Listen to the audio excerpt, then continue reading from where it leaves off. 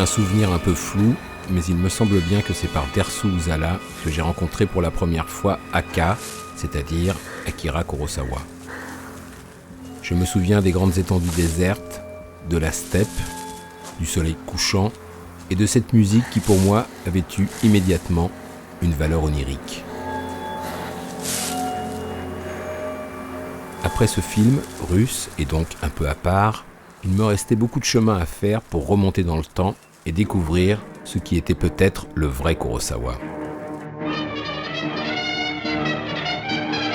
Celui de Chien enragé par exemple, et de la musique de Fumio Ayazaka sur cette poursuite haletante,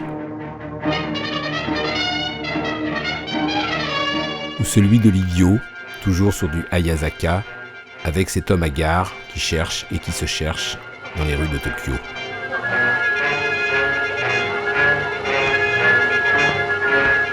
Mais c'est plutôt un Kurosawa plus tardif qui m'avait séduit, celui qui travaillait avec un compositeur génial que Nicolas Saada m'avait fait découvrir, j'ai nommé Masaru Sato, l'homme des Godzilla, mais aussi et surtout de Barberousse,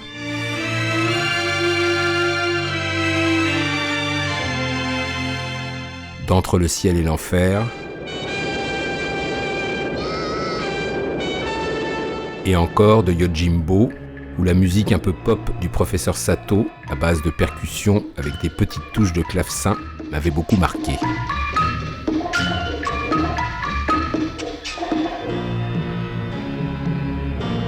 Et d'ailleurs, il faut bien que j'avoue que comme la plupart des Occidentaux, c'est tout de même par les samouraïs et autres créatures exotiques que je me suis senti vraiment à l'aise chez Kurosawa, particulièrement avec ce duel final de Yojimbo, toujours orchestré par Masaru Sato.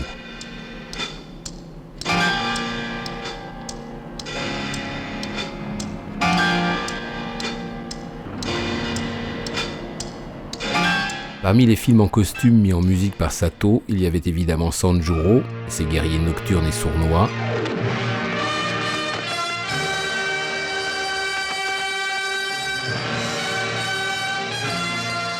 et puis La forteresse cachée, dont le rythme picaresque et musical m'avait fortement impressionné lorsque je l'avais découvert un été solitaire dans une salle de cinéma d'Avignon. Bon, à un moment ou à un autre, j'ai fini par découvrir les 7 samouraïs et inévitablement par siffloter ce thème de Hayasaka.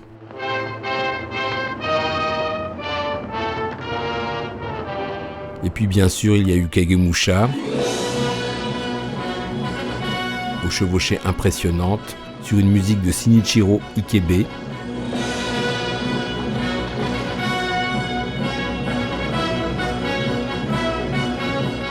sans oublier ma découverte de Ran, où triomphaient, sur un désastre en rouge, les couleurs du grand Takemitsu, compagnon de route occasionnel de Kurosawa.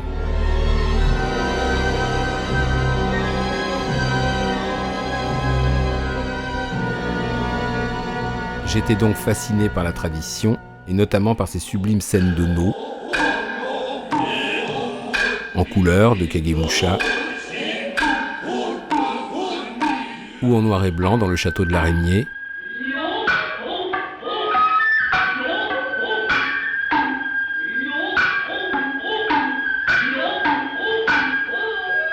sans même parler de cette étrange chorégraphie dans Rashomon qui m'intriguait énormément.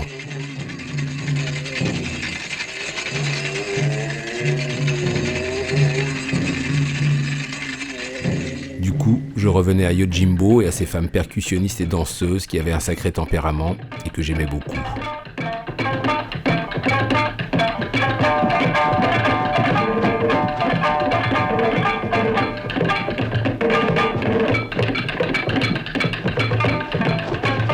Mais dans le genre, ce que je préférais, c'était l'inoubliable Fête du Feu dans La forteresse cachée, un film qui m'avait décidément laissé des souvenirs inoubliables.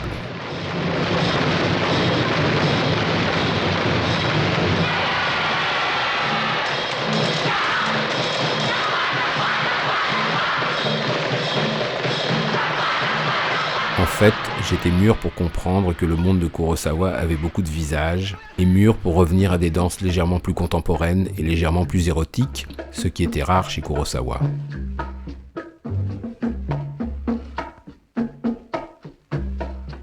Du coup, je me laissais volontiers entraîner par les girls de Chien Enragé,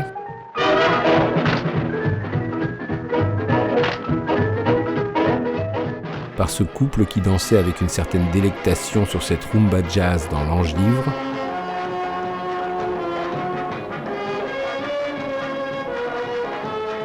et surtout par le twist surchauffé d'Entre le ciel et l'enfer.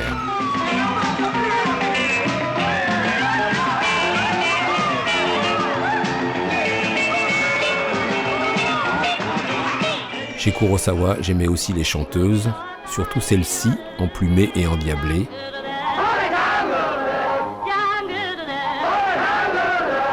Mais également celle-là, plus posée.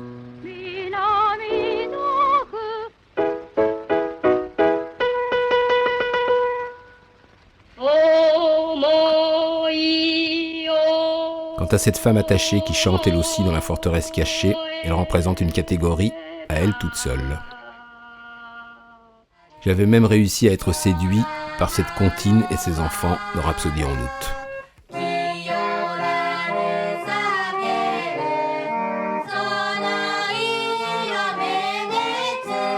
Mais surtout, ce qui m'avait finalement frappé à force de vision et de révision, c'est la capacité d'Akira à s'emparer d'airs bien connus et bien occidentaux, bien loin de la fameuse tradition japonaise. Je ne vous mens pas, Jingle Bells dans Scandale, Paris c'est une blonde et mistinguette ignorée par Toshiro Mifune, mais tout de même.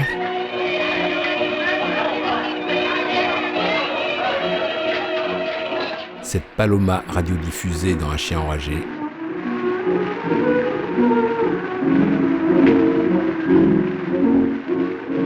Ce n'est qu'un au revoir.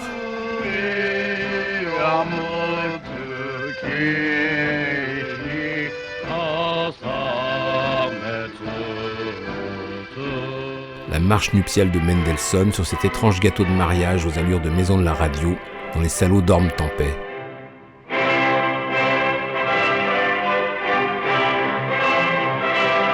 Sans oublier cette paraphrase de « Ah vous dirai-je maman » dans Un merveilleux dimanche.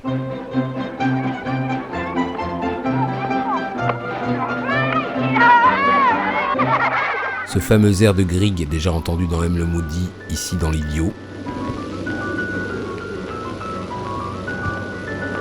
Et surtout du Schubert, la truite dans Entre le ciel et l'enfer. Et la symphonie inachevée, dirigée de main de maître dans Un merveilleux dimanche.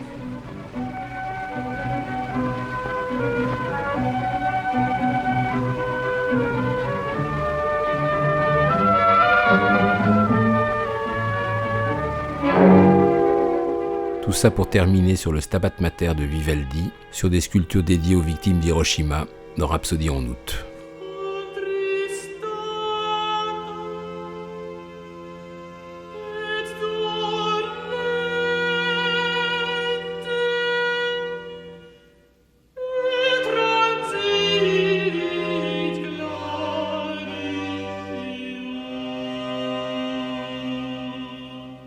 Et oui, je me disais que décidément Kurosawa c'était vraiment un monde étrange et familier, mais je n'avais pas encore découvert l'incroyable Dodescaden et ses dessins d'enfants qui envahissent tout l'écran sur cette ritournelle très émouvante de Takemitsu.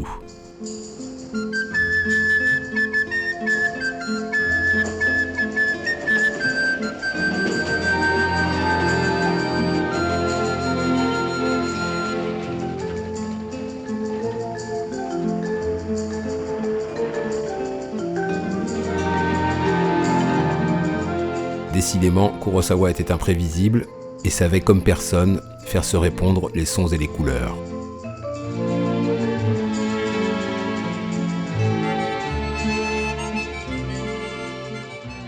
J'étais comblé, rassasié, et pourtant j'allais faire encore une ultime découverte, celle du sublime et naïf Rêve, et là, en matière de couleurs et de musique, j'allais être servi. D'abord, je rencontrais Vincent Van Gogh himself. Tout à coup, je m'apercevais que c'était Scorsese. Et oui, Scorsese en personne. Improbable, mais génial. Et puis surtout, tandis que le piano poursuivait ses volutes, C'est mon double japonais qui plongeait, tel Mary Poppins et ses enfants, dans les couleurs éclatantes du peintre.